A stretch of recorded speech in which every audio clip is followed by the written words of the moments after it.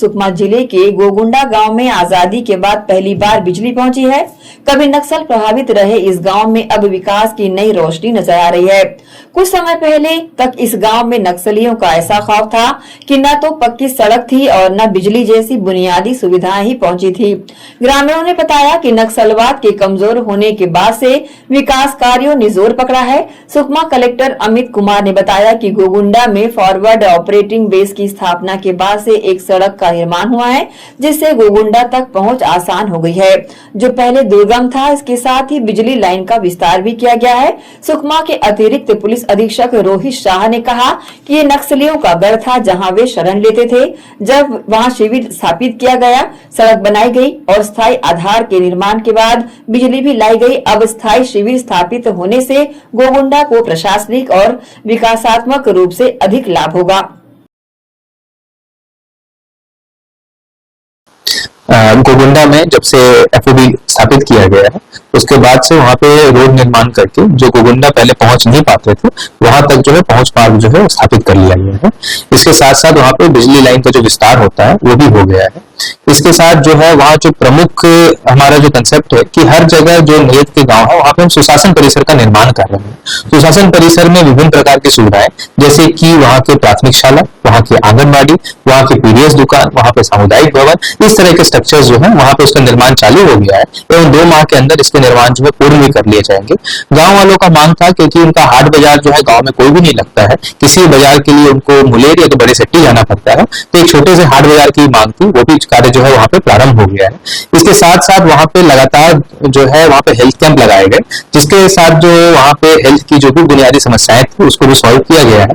एवं सेवा एक्सप्रेस के द्वारा वहाँ पे एसएचजीज का फॉर्मेशन जो है बहुत ही युद्ध स्तर पर चल रहा है, ताकि वहाँ की महिलाओं को स्वयं समूह से जोड़ा जा सके एवं उनको आरएफ और सीआरएफ का लाभ भी दिया जाए। गोगुंडा जो कि एक प्लेटू है, पहाड़ी वाला रीजन है, और गोगुंडा पे 7 गांव बसे हुए हैं। वो काफी लंबे समय तक नक्सलियों का एक स्ट्रॉन्ग होल्ड रहता था और वहां पे वो शेल्टर लेते थे। और जब भी तलहटी वाले क्षेत्रों में, जैसे मुलेर, पहिया, बड़े सट्टी वाले क्षेत्रों में ऑपरेशन लॉन्च होता था, तो वो ऊपर चले जाते थे। उनकी गांव में बहुत प्रेजेंस थी। तो जब वहां पे कैंप स्थापित किया गया, मुलेर कैंप को बेस बना के वहां से रोड 750 मीटर हाइट पे है, वो तो 3-4 किलोमीटर की रोड जो बनाई गई उसमें, और उस जब जो उसकी रोड बनाई जा रही थी तो उस दौरान 4 आईडी ब्लास्ट भी हुए थे। सुरक्षा बल के जवानों की फुटेज लगी हुई थी उसमें।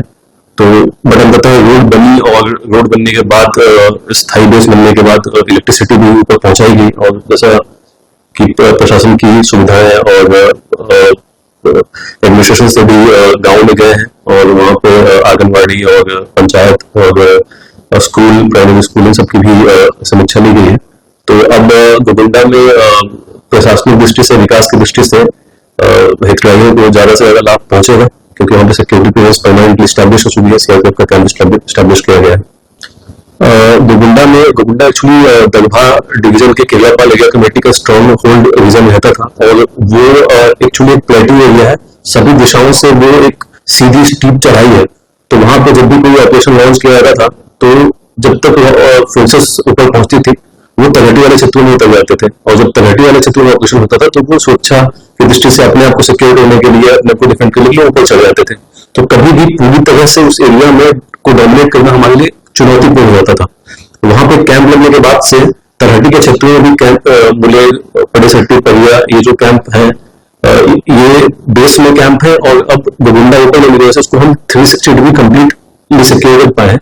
इसलिए गोगुंडा का कैंप लगने के बाद दलबा डिवीजन की एरिया कमेटी जो मलंगेर, केवलापाल, कांगेर वैली, ये सब है, इनसे और कटे कल्याण, इनसे अधिकाधिक मात्रा में आर्म सरेंडर्स भी हुए। आपने देखा होगा मलकानगी में आर्म सरेंडर हुए, सुकमा में भी बड़ी संख्या में आर्म सरेंडर हुए, और पूरा का पूरा गोगुंडा गांव ही फिर उसके जन मिलिशिया और आरपीसी का 30 से अधिक नक्सलियों का कैंप लगने के बाद आत्मसमर्पण हुआ। तो काफी सिक्योरिटी क्लियरेंस के मामले में हमारे लिए बेनिफिशियल साबित हुआ।